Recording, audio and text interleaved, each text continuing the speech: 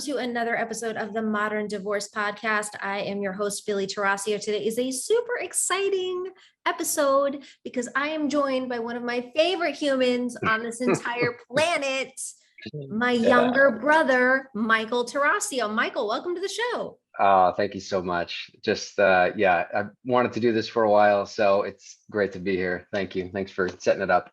Absolutely. So Michael has been in finance for more than a decade, but he has recently relocated to Phoenix and now is making his services much more available to people in my neck of the woods. And he's already talked to a few of my clients, and it seemed like now was a good time to bring him on the show.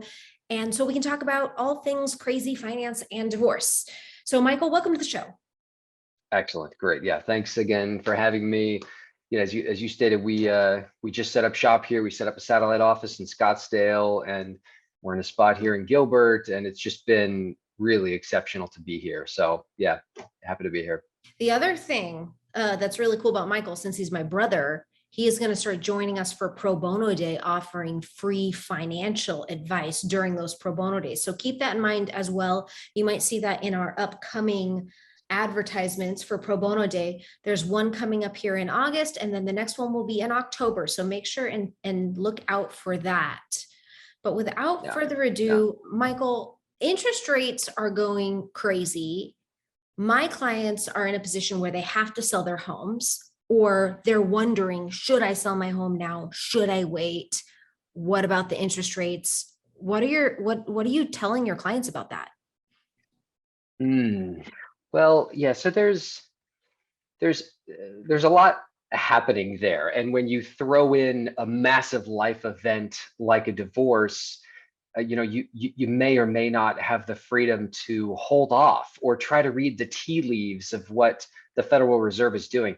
Let's assume, for example, that you do have that freedom to hold off. What should you do with rising interest rates? Well, as you know, heading into this year, we saw a lot of uncertainty coming out of a booming year in 2021. If you had money invested in the market in 2021, you were smiling on December 31st. You were up 28% and doing great. Heading into January, there was a lot of fear. And we had these massive global events happening, like Russia invading Ukraine, which created so much uncertainty. And you had inflation, and removing the politics from it, the reality is that there was so much money pumped into our economy over the last 20 months, 24 months. Prices of goods and services were just screaming. So you had these two big, really scary things happening. And if you had money in a 401k, you saw your 401k just drop. It was really scary and concerning for a lot of people. As a result, our central bank, the Federal Reserve, said, listen, our number one priority is to stop this inflation. More than being concerned with unemployment, we don't like inflation. It's a tax on most Americans who aren't wealthy. So we're going to do what we can do to fight inflation. So they raised interest rates, the Fed funds rate, as it's called. So that has a big impact on things like borrowing money to buy a home, or what you pay on your credit card, or borrowing money to go to school. And it also really hurt stock values. So for the first 6 months of this year, again, if you had a 401k, those values dropped by a significant amount. I mean, 18, 20, 21%, depending on how you were invested. It was scary the first half of this year. Well, the worst part of that is, I know just enough about finance to be dangerous, but the worst part about that is you see people panic and then take their money out when it's worth less. It's like essentially, instead of going and buying your clothes that are on sale, you're going to go buy your clothes when they're marked up. Right. Yeah. And that's unfortunate. And that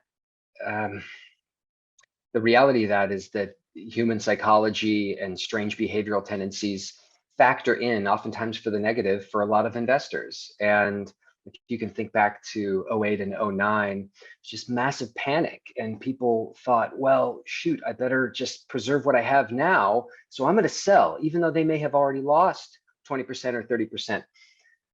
The problem with that is that nobody's ever outsmarted the market. And when you're trying to time it and get out at just the right time and get right back in at the right time, it's not going to work. It's Mm-hmm. just not going to work. So if you Mm-hmm. have a longer term horizon, writing it out, or even being aggressive enough to go buy some stocks when they're on sale Mm-hmm. is usually the right play.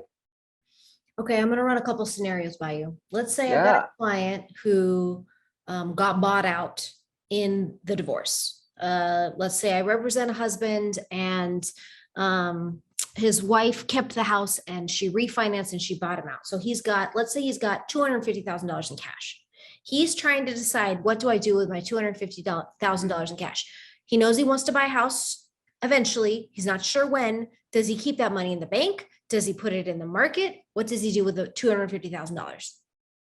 Yeah. Excellent. Well, good for him for having $250,000. That's really great. And then the other thing I think you said, probably maybe the most important thing is what he wants to do. I mean, he's in the driver's seat. So what do you want to do? And you said he indicated he wanted to buy a house, right? Mm-hmm. Mm-hmm. Yeah, he wants to buy a house Well, eventually. He knows he's going to need a new house, but he's deciding: do I rent for a couple years? Do I buy right now? What do I do with the money? And what do I do with all of this uncertainty around me?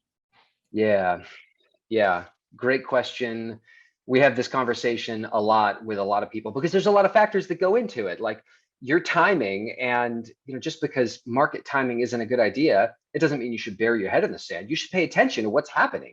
So if your guy um, didn't need that cash for 18 months, 24 months, I would definitely not just keep it in cash in a bank account that pays 0.01%.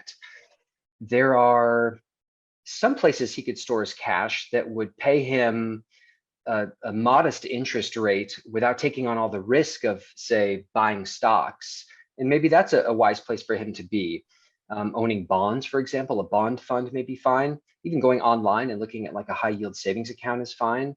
I like I bonds a lot, but you can only buy $10,000 in 1 year.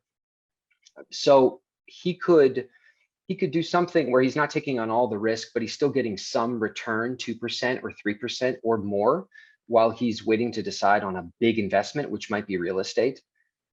The other side of this is if he has his sights set on buying a property and he's going to borrow money for that, well, you've got to go to a lender for that. And the lender may give you 80% or 90% of the cost of the property.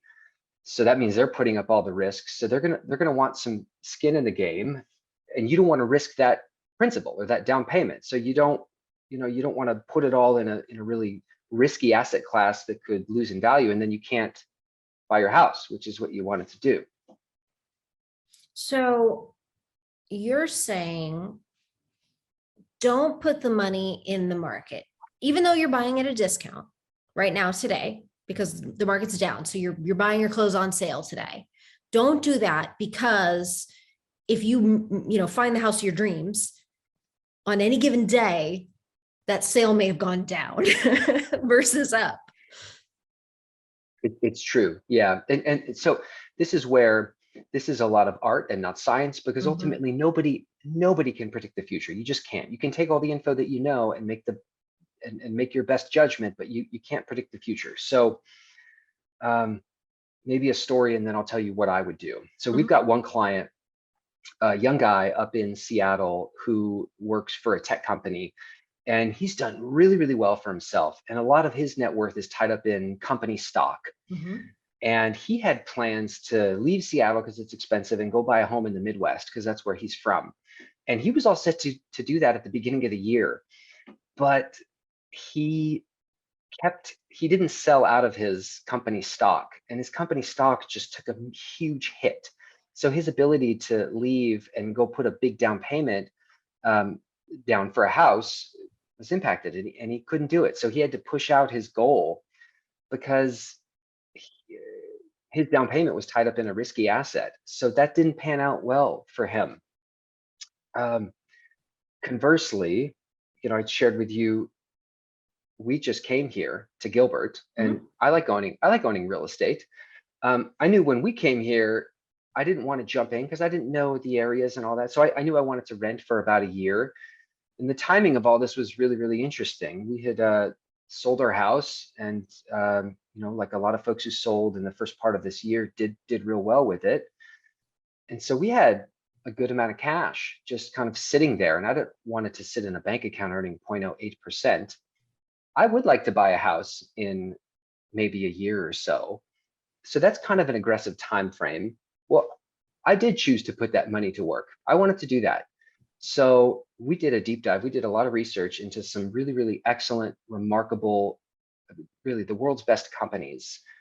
And the timing was fortunate enough where the value, as we just talked about the first half of this year, the value of these stocks had dropped significantly. Mhm. So I took that risk that in a year, the value of these stocks are going to be more than they are when I bought in early July. And so far so good. But that's a risk that I'm taking on, because it could be that inside of a year they're not. Who knows? Maybe there's another big event. We just don't know.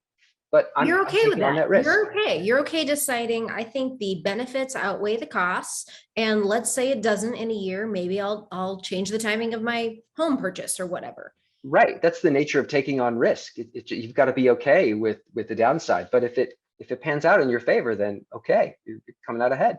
Right.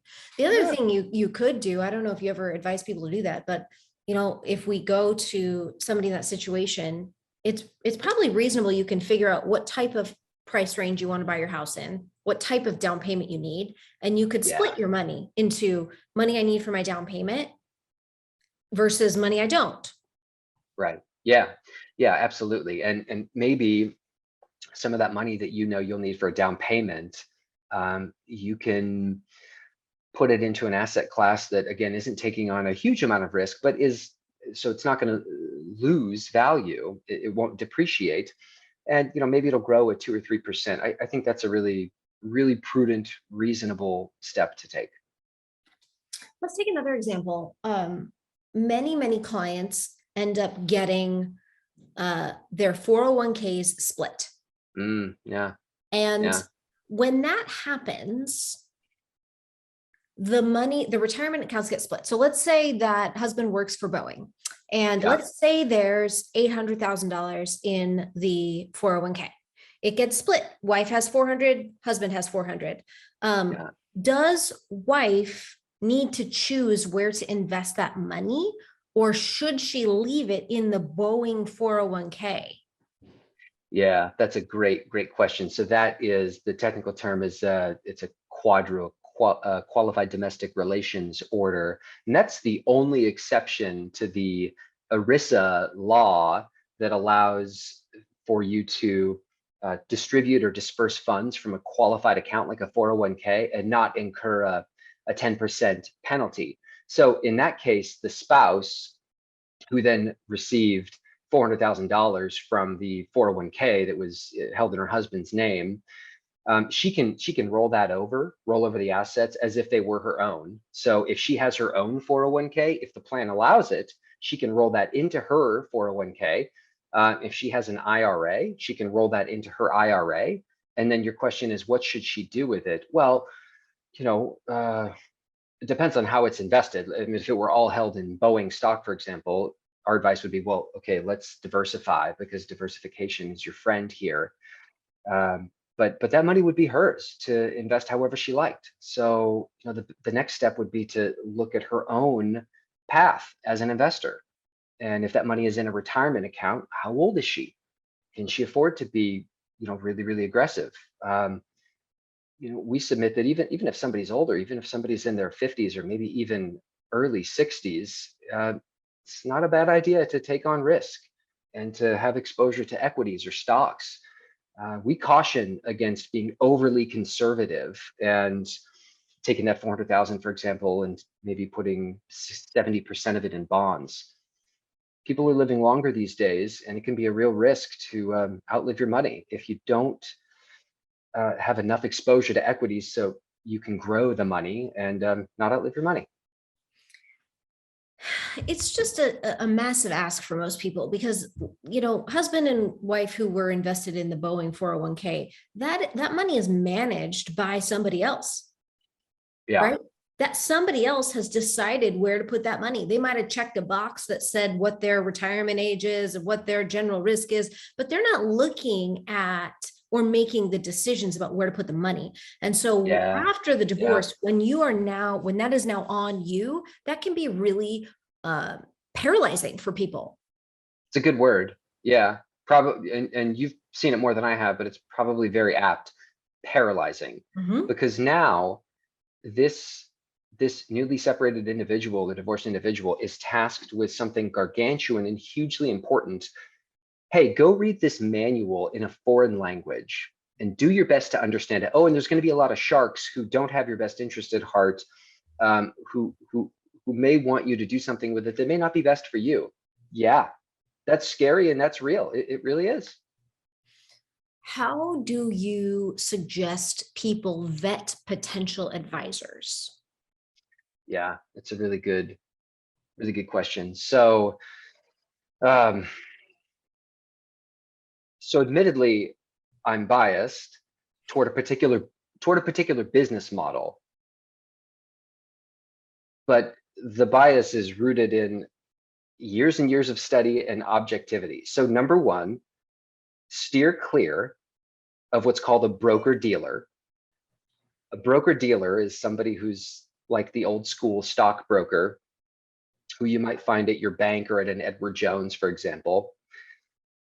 They're going to receive commissions when they sell you a product. That newly divorced gal with $400,000 probably doesn't need to go buy a product and pay a bunch of commissions. What she should look for first is somebody who's a CFP professional. A CFP professional is sufficiently trained, more than a broker dealer, to have a discussion with her about estate planning, retirement planning, tax reduction strategies, budgeting. We're trained as planners. Also, the standard of care that we owe that gal, even though she doesn't know us, is to do what's best for her. We're legally obligated to do what's best for her. So she should go look for a CFP professional. You can go to the CFP board. You could go to another resource like XY Planning Network. You can find somebody in your area. You can find somebody whose practice aligns with your interest, divorcee, for example, a business owner, for example. And then you really should just carve out time to have conversations with like 3 or 4 folks. There are a handful of set questions that she would want to ask people. How do you get paid? What would our work look like together? Can you give me an example of somebody in my life circumstance who you've helped before? How have you helped them? Could I interview one of your clients? Would Mhm. you be comfortable with that? Um, who do you jive with? Who do you ultimately trust at the end of the day? And do your best to move forward with that person. I'm envisioning when you say broker dealer, the Wolf on Wall Street movie where I think it's Leonardo DiCaprio, right? It's Leo. Yeah. Yep. He's in a room and Great. he's calling up people and he's making sales and like this dude, I think he was homeless before or something like that. I haven't seen it in a long time, Yeah. but he had zero qualifications except for he could be a really great bullshitter. Oh, so we can swear on this. Thanks. You should have told me that earlier. But yeah. Um, yeah. So watch out for those. In my opinion, 97, 98, maybe 100% of like retail investors, people who aren't accredited investors, people who are independently wealthy, they would benefit significantly more from working with a CFP professional who's a fiduciary than the Wolf of Wall Street guy. And if you, Mhm. so that movie, Wolf of Wall Street, I think it's Boiler Room. I was going to say Rounders, but Boiler Room came out in like, did you see it? I don't Like know. I think 01 or so. 2000? So that's what it is. It's these stockbrokers and they're silver-tongued, smooth-talking sales guys, and they'll call up an unsuspecting person and create extreme fear and discomfort. And this is the only way that you can reach your goal or impress your wife or meet your retirement goals. You got to buy this stock. Well, bullshit. You don't. You don't need to do that. So hang up the phone and run away. Find a planner who's comprehensive, who's a fiduciary. Okay, so you've said fiduciary couple times. Do you all have malpractice insurance? We have E&O policies, errors and omissions. So if we make an error, or even if someone thinks that we're negligent, it's that policy that in theory is supposed to defend us in a lawsuit. Okay, great. So, um, I have come across humans in real life who have experienced a Ponzi scheme, which, we thought was like, let me, briefly, a Ponzi scheme is, you sell a product to Michael, and then you give that money or pretend to give that money to Sue, and then you got to sell this an imaginary product to somebody else to pay Michael. That's a Ponzi scheme. Have I gotten that right? Yeah, definitely. I'm going to go sell you on this fabulous new investment, and it's just the best opportunity. So I'm going to take your money and I'm going to do that to, like, 10, 20, 100 other people. And really, I'm just pissing it away, and It's all I'm fake. buying. There's Yeah, no yeah, it investments. is. It's all fake. Yeah. It's a scheme where you're just taking money from this person and pretending it to give here. Okay, so does your E&O insurance cover that type of sale? I'd have to go read the policy. I doubt it. I mean, that's nefarious behavior, and I'm sure they Yeah. would not pay out if I were sued for a Ponzi scheme. If I engaged in that, duplicitous, Right. deceitful behavior, probably not. That's interesting because I think if I as a lawyer, I think if I as a lawyer screwed up somebody's case because I had committed fraud, I think the malpractice Really? insurance would pay out. And I was left wondering, like, why all these people, in the Ponzi schemes are left with nothing. Don't these professionals have insurance? Yeah, I don't know. I mean, I imagine if they are, if their legal entity is what's called a registered investment advisor, and they're registered at the SEC level or the state level, yeah, they're absolutely going to have errors and omissions insurance, and probably other policies as well. But under those types of scenes, would the insurance policy cover the action and pay out the customers who Hmm. were left holding the bag? Maybe not. Maybe not. Okay, I don't so know. and the reason I bring it up is this part of an interview, determining what people should be asking because um, clients they're interviewing people. There are people out there who are saying you have to buy this. It's actually really risky. They might be claiming it's not. Should we be looking at people's insurance to determine whether or not, if they are selling smoke, you still Yeah, get paid? yeah, that's a really, really great question. Should you be looking at somebody's insurance policy? Definitely, because you want to know if they, not even if they're duplicitous, but if they just make a mistake that costs you a lot of money and Right, you're entitled to damages, right. do they have an insurance policy to pay out? Yeah. One of the other areas that you'd want to look as an investor is you can go to, I believe it's brokercheck.org, and it's through Mm, FINRA. And it's a giant record of complaints that are mhm. lodged against broker dealers and investment advisors like me. So you absolutely want to go do your research and see, have other investors leveled complaints, and how were those complaints resolved? Was this advisor found to be negligent and at fault, and did he or his firm have to pay out because of mistakes that were made? That should be a pretty big red flag, especially if there's a large record there. Will you say Yeah. that website again? Because I've never heard of this. I think it's super important. Yes, brokercheck.org. Broker, Brokercheck.org. It's like Avo. sorry, brokercheck.finra.org. Okay. And FINRA, what does FINRA stand for? Uh, Financial industry. I don't know. I'd have to go No and problem. what the We can look acronym it up is. later. All right. Yeah. Last question. What does it mean to be a fiduciary? Yeah, good question. So to be a fiduciary is it's a particular standard of care that you're obligated to give your clients. And people in this space, people who your gal who got a divorce with $400,000 may who she may interview, they're not all held to the same standard of care. This standard of care means that at all times, when I'm giving financial advice, I'm obligated to give advice that's in your best interest, ahead of my own interest, ahead of the interest of my firm or anyone else.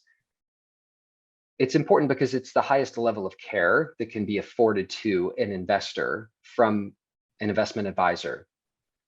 Another, to contrast that, you'd look at the SEC came out a couple of years ago, and they tried to improve the standard of care that those broker-dealer Wolf of Wall Street types were held to, which was simply a suitability standard. In other words, a recommendation I make must simply be suitable, which is just, as wide as the Amazon in terms of what could be found suitable. So they improved that and called the new standard regulation best interest. And it was clunky and it caused a lawsuit against the SEC. But it basically said that I've got to give advice that's in your best interest, but only at the moment in which I'm making a recommendation to buy something. So I may take you on this sales journey and tell you why you need to buy this expensive life insurance policy. And maybe through the magic of manipulating words, at the moment I make the recommendation, it's actually in your best interest. So I'm selling it to you and I'm covered. But it's lesser of a standard. It's not the fiduciary duty, and it's not what I would look for if I were an investor.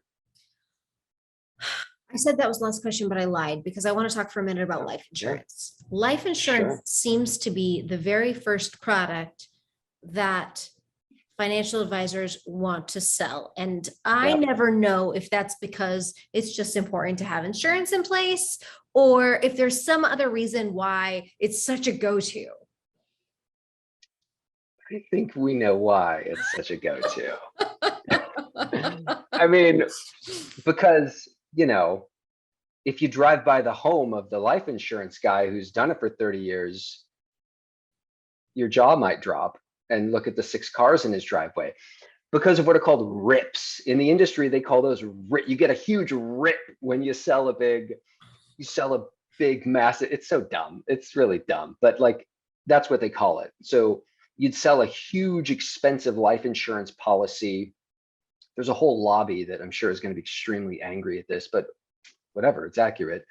And those guys who sell it are going to get rips, so they'll get a big commission and it'll continue in perpetuity as long as the owner of the policy continues to pay their premiums. So my thought on life insurance for the vast majority of individuals is that life insurance should be life insurance, a benefit that is paid out tax-free to the loved ones of an owner, so that if you pass away, your loved ones don't have an interruption in the income that they are depending on.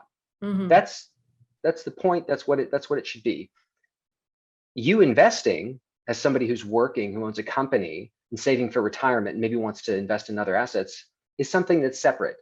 And a lot of those life insurance policies that the advisors you're talking about who defer to that as a go-to, as step number one, they try to sell these policies that's a hybrid of both. They're called cash value life insurance policies, like whole life or universal life or variable universal life. They're expensive. You're required to continue to pay the premium, which could be $200, $300, $400, $500 every single month. And it builds up a cash value, which is kind of nice. And a lot of these guys who are big into it, they say, well, okay, you can borrow against that cash value and you don't pay tax on that. That's true, because when you borrow against a cash value policy, that's a loan. That's not income. So you're not going to pay income tax when you receive the proceeds from a loan. But what you're failing to recognize is that it's very expensive. You owe the money back to the life insurance policy. And if you die, your death benefit is reduced by that amount. And maybe more importantly, why are you borrowing from it? What is it that's happening in life that puts you in a position where you need to borrow from that? Are you trying to fund education for a child? Do you need to buy a car? Are you trying to fund a vacation for yourself, buy another home? Maybe we should look at other forms of loans to fund some of these projects that you're interested in life. And then you can spend $25 a month on $1 million term policy Yeah, and take the rest of your 3, 4, $500 a month that you would be spending on this policy and invest it and save it in your retirement. sure. So generally speaking, your philosophy is separate the concepts. Get enough life insurance to cover what you need for life insurance. Look at investments separately as an Oh entire yeah. separate class. Yeah. I think I Yeah, got my life absolutely. insurance on like lemonade.com, which is a Oh, web. I Have love you used lemonade. lemonade? You like I lemonade? use lemonade. Yeah, they're great. They're really great, user-friendly dashboard. It's awesome. I love it. So tell people what lemonade is. Well, I think it's I think it's a startup insurance provider or broker. I don't really know. I think they probably It's like a got like, platform. I think it's a platform where you can go get a quote yeah, and right. but they don't send you a bunch of quotes from, oh well, I think they do actually. You get a bunch of different quotes from different people and it's just easy. They just make it easy and it was They cheap. do. Exactly. It's easy and cheap. So for the regular consumer, what else is there? I Right. mean, yeah, I'm Because big fan of lemonade. Yeah. yeah. Um, what else was I going to say? Oh, Well, can we stick with this for a little bit, the insurance sure. stuff? I'm Yes. so glad that you brought it up. Uh, it's, oh, there's just a lot of nefarious marketing going on. So you can go to TikTok and search for anything personal finance related. And some of the most popular clips and videos are their life insurance people. And so much of what I've seen over the last month on TikTok that claims to be personal financial advice about saving for retirement, real serious stuff that serious Americans who aren't wealthy are listening to. So much of it is wolf in sheep's clothing advice from advisors who are trying, these silver-tongued sales folks who are trying to steer the conversation in a certain way so that you will ultimately arrive at their idea that a big, fat, expensive life insurance policy is just going to make your life superior than what it was yesterday. And it's dog shit, excuse the language. It's the worst, Michael, the worst. you need to make a TikTok and show the houses. Show the houses of the life insurance salespeople Six and Escalades and talk yeah, about how this is BS because I kind of knew it was BS. Like, and yeah, I'm because you're not in not your dumb. world. Yeah, but I've Yeah, had but enough people try to sell me this to know, like, but yeah, so I'm glad we're talking about it. exactly. On the whole life or the cash value, is it Yeah, tax yeah. deductible? Is that part of the No, no? no. Like if you as a consumer, you go buy your own $750,000 whole life insurance, you don't get a tax deduction when you pay the monthly premium. That's something that you've purchased. That's yours. It's not tax deductible. So it's real shady, real shady. Everybody needs to know, real shady. Yeah, yeah. It's just so, just as an example, there's one gal who is the wife, I believe, of the author of Rich Dad, Poor Dad. Mm. And she had a TikTok out there that was railing against saving in a 401k. And it's just like, emotionally, I feel like it should be criminal because she's convincing these, young, impressionable new workers to forego free money that can add up to tens or hundreds of thousands of dollars if they follow her advice. Just the worst advice. What Um, is she advocating you do instead of taking free money? well, I don't know because it's TikTok and it was condensed to 40 seconds, but I guess it had something to do with life insurance. Probably. It's probably back to the Mm, life insurance. probably, yeah. Yeah, there's so many decisions that people have to make, and there's so much misinformation. And I feel like um, figuring out who to trust with money is one of the hardest decisions, especially for people who don't have their family that they can talk to. Yeah, absolutely. Absolutely. And that's a real burden. And it doesn't go, it's carried by a lot of people and it doesn't go away when you just bury your head in the sand. And I've seen a lot of folks do nothing over, a 20-year period. And then they'll reach out when they're in their 50s, retirement's on the horizon, and they have this question like, I don't understand this world. I don't know who to trust. I don't know who to talk to. The best place to start, if you're not a do-it-yourselfer and you don't have family to rely on, are those sources that I mentioned earlier. CFP board, XY planning is a great place. Now, look, you may run into somebody who's a jerk, and maybe they've skirted through the education and the credentialing and they don't have your best interest. But the reality is that burden isn't going away. And most folks who become CFP professionals who hold a fiduciary duty, they aren't jerks. They aren't looking to screw you, because if they wanted to, they'd probably work as a broker dealer or have a different standard of care. But yeah, if you don't have family to rely on, and you're not a do-it-yourselfer and you're really intimidated, that's probably the best place to start. The other thing I want to say, I want to just encourage people is, I know sometimes coming out of a divorce, you can be completely overwhelmed. You've had to redo your whole life. You've had to learn how to be a single parent. You've redone your job. Your whole world looks different. But when you can find some time to learn about personal finance, I think it is worth investing in, because then you won't be so Definitely. scared about being taken Yeah. advantage of. You'll know something will go up and you'll be like, this is bullshit. Your internal needle will work, and that will save you. So couple suggestions on how people can learn about basic finance. Yeah, you're right. I mean, and even taking a step back, I mean, I'm married 14 years. We had our 14th anniversary yesterday, actually. I watched And his kids. They were amazing. it was He has the really greatest epic. kids. We saw Top Gun. It was the best. It was great. But like what you're talking about, I mean, I can't imagine facing that next Monday when life has been blown up. And I would imagine that like healthy eating and solid friendships and exercise are really important. But what you mentioned also is, when the bandwidth permits, some self-interested education on finance is going to pay dividends. Mhm. So Your Money or Your Life is a really, really excellent book. It's not a difficult read.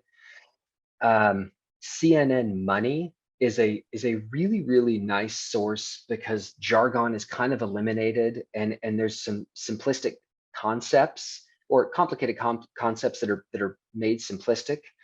But it really is as simple as, like, if there's a topic in your mind that you're thinking about that you don't know much about, let's say somebody's heard the term, balanced fund or value stock or growth stock. You don't know what it is. Just take the time, Google it. Google, what does value stock mean? What is a balanced fund? Or you want to know about loans and buying a home, for example, just take the time to go and Google 30-year mortgage, different loan programs. What does it mean when a loan is backed by the government versus not backed by the government? That's what it takes. It takes, like, turning off everything else and setting aside 15 minutes to go and do some research on a particular topic that's of interest to you. That's the best place to start to learn. Do you have any blogs that you really like?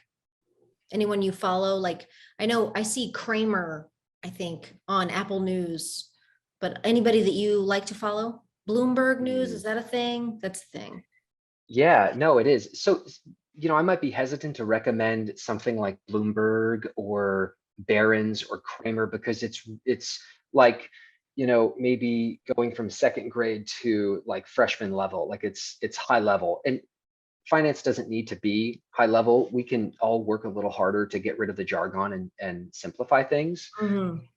Um, Let me think on who what some of those blog posts are that I think would be good for somebody who's just dipping their toe in. Yeah, there should be like a lemonade.